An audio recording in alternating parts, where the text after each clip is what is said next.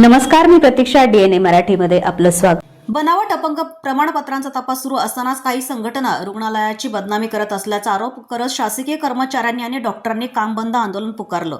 यामुळे ग्रामीण भागातून तपासणीसाठी आलेल्या शेकडो रुग्णांना मोठा त्रास सहन करावा लागतोय. अनेक रुग्ण हे 80 ते 90% अपंग असल्याने त्यांना वाहनातून आणणं, सोबत 2-2 नातेवाईक ठेवणं हे सगळं मोठ्या कष्टानं केलं जातंय.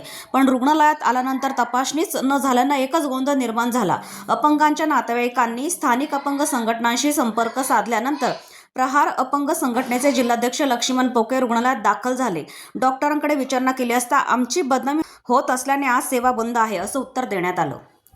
प्रमुख कारण असं होतं की आम्ही दर बुधवारी जेवढे शेकडो हजारो जेवढे काही दिव्यांग रुग्ण येतात शेवटच्या रुग्णापर्यंत आम्ही रेग्युलर तपासणी करतो.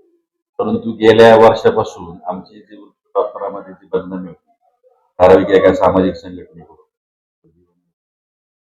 ती थांबतच नाही. मग आज समाजामध्ये असं आमचं एक चित्र उभं केलं गेलेलं आहे की आम्ही काहीतरी चुकीचे करतो किंवा आम्ही भ्रष्ट आहोत किंवा आम्ही चुकीचे निर्णय घेतो किंवा आम्ही अकार्यक्षम आहोत. अशा प्रकारे जर आमचं सारखं मानसिक खच्चीकरण व्हायला लागलं तर काम करण्याची उमेद कुठून येणार.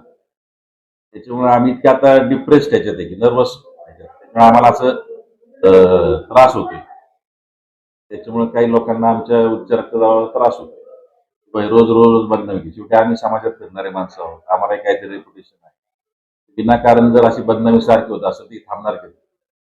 त्यासाठी एक आमचा प्रयत्न आहे की बा आमच्या यावर काहीतरी आमच्यावर जो अन्याय होतो तर आम्हाला न्याय मिळाला पाहिजे. त्यासाठी आम्ही करतो की लोकांना कळायला पाहिजे की आम्ही चुकीचं नसून आमच्यावर विनाकारण आरोप केले जातात. त्या पद्धतीने आम्ही म्हणून की आमचा एक प्रयत्न की बाबा आता जर आम्ही अकार्यक्षम आहोत तर मग आम्ही कशाला काम करायचं. उदाहरण म्हणून जिल्हा परिषद मधले काही आता तपासण्या झाल्या. आम्ही त्रिसदस्य समितीने ज्यांच्या विभागाने प्रत्येकाने तपासणी केली त्याप्रमाणे सगळ्यांनी जे खरे होते ते खरे दिले, जे खोटे होते खोटे. तरी पण तुम्ही आमच्यावर ठपका ठेवताय की नाही चुकीचे काहीतरी झालेले काहीतरी तपासणीच करत. तर तुम्ही काय दाखवताय की आम्ही अकार्यक्षम आहोत. मग त्यापेक्षा हा बोर्ड बंद करा, दुसरीकडे हलवा, दुसरा अधिकारी आणा. आम्ही नाही तर सगळेजण सामूहिक त्याच्याबद्दल त्या दिव्यांग बोर्डाचा पण राजीनामा द्यायला तयार आहोत. सिव्हिल हॉस्पिटलने अचानकच दिव्यांग बांधवाची ओपीडी बंद केली. हे आम्हाला काही दिव्यांग बांधव इथं तपासणीसाठी आल्यानंतर ते समजलं आणि मी एक 5 मिनिटं झालं इथं आलो. तत्पूर्वी मग आम्ही सिव्हिल सर्जन इथं नाहीत, तत्पूर्वी आता डॉक्टरांशी आम्ही चर्चा केली की बा सर नेमकं तुम्ही कशामुळे बंद केलं. त्यांनी असं सांगितलं काही संघटना आम्ही एवढं उत्तम काम करीत असताना कायम बदनामी पेपरला असते, त्याच्यामुळे आमचं मनोधैर्य खचलेलं आहे. म्हणलं तुम्ही काय असं करू नका. म्हणलं जे काही मनोधैर्य खचलं असेल, परंतु जो ग्रामीण भागातला जो दिव्यांग बांधव आमचा येतो त्याची हेडसांड होता कामा नये. कारण सिव्हिल सर्जनची मी आता संपर्क साधला परंतु CS इथं नाहीत.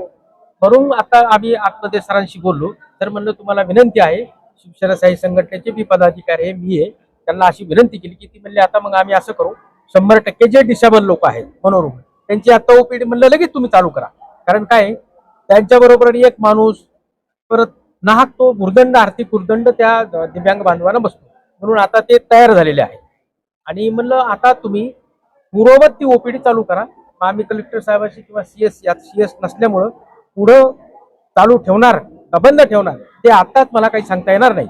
परंतु त्यांना आता मी सांगितलं की तुम्ही असे काही अन्यायाची काही भूमिका घेऊ नका. दिव्यांगावर सगळ्यांनीच आमच्यावर अन्याय केलाय, परंतु तुम्ही काय अन्याय असं करू नका. प्रतिनिधी मुंतजीर शेख, DNA मराठी, अहिल्यानगर.